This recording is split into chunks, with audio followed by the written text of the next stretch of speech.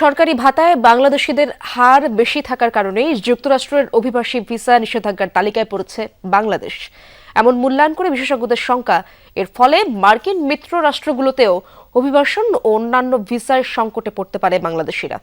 এই সংকট সমাধানে কেবল কূটনৈতিক প্রচেষ্টা নয়, দরকার অবৈধ অভিবাসন চেষ্টা বন্ধে জনসচেতনতা।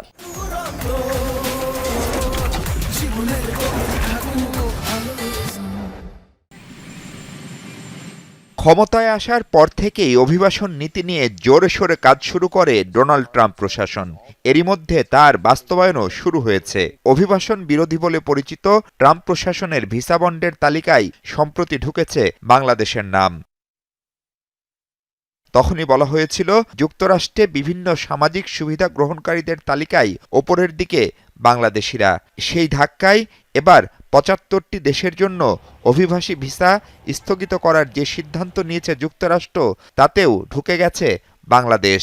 এ অঞ্চলের পাকিস্তান, আফগানিস্তান, থাইল্যান্ড, এমনকি রাশিয়াও আছে এই তালিকায়। প্রশ্ন হলো, কি বিবেচনায় এসব সিদ্ধান্ত নিচ্ছে ট্রাম্প প্রশাসন? রিপাবলিকান সরকার, এটা রক্ষণশীল সরকার, এবং এই রক্ষণশীল সরকার সবসময় মাইগ্রেন্টের বিরুদ্ধে কথা বলে, ইমিগ্রেন্টদের বিরুদ্ধে কথা বলে এবং ইমিগ্রেন্ট ভিসার বিরুদ্ধে কথা বলে। যে সমস্ত দেশ বা যে সমস্ত দেশের আবেদনকারীরা এই সুযোগ সুবিধাগুলো যথেচ্ছভাবে ব্যবহার করেন অথবা হয়তোবা তারা মনে করছেন যে মিসইউজ করেন, তাদের বেলায় এই নীতিটা কার্যকর করছে।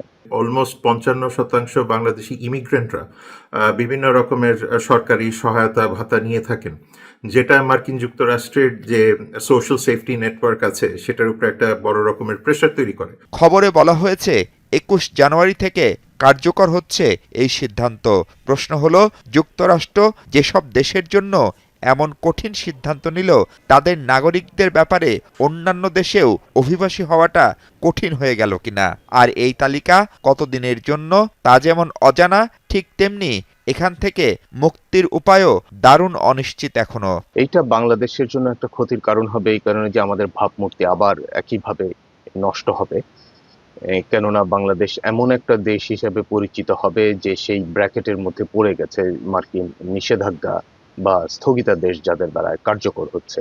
মালয়েশিয়া বলেন, ইন্দোনেশিয়া বলেন, বা মিডল ইস্ট বা সেন্ট্রাল এশিয়া, এইসব জায়গাতে বাংলাদেশিদের যাওয়ার আরও প্রবণতা বাড়বে এবং সেই ক্ষেত্রে হয়তো ইলিগাল মাইগ্রেশনের দিকটা চলে আসবে এবং সেই ক্ষেত্রে খুব স্বাভাবিকভাবেই বাংলাদেশের উপরে আমি মনে করি যে আরও ভিসা সংক্রান্ত বিধিনিষেধ আসার সমূহ সম্ভাবনা আছে। এই ধরনের বিধিনিষেধকে উপেক্ষা করা বা পরিবর্তন করার মতো যেই ধরনের পলিটিক্যাল ক্যাপাসিটি দরকার কিংবা লবি বা প্রেশার ক্রিয়েট করা দরকার, সেইটার ক্ষেত্রে আমার মনে হয় যে বাংলাদেশের যথেষ্ট ঘাটতি আছে। বাংলাদেশিদের জন্যও অভিবাসী ভিসা বন্ধ হওয়ায় যুক্তরাষ্ট্রে থাকা অনেকেই বাবা মা সন্তান পরিজন কাউকেই স্থায়ীভাবে নিয়ে যেতে পারবেন না। তবে ভিজিটর, শিক্ষার্থী বা অফিসিয়াল কাজের জন্য যুক্তরাষ্ট্রে যেতে ইচ্ছুকরা আবেদনের শর্ত পূরণ করলে পাবেন দেশটির ভিসা। মাহফুজ মিশু, যমুনা নিউজ, ঢাকা।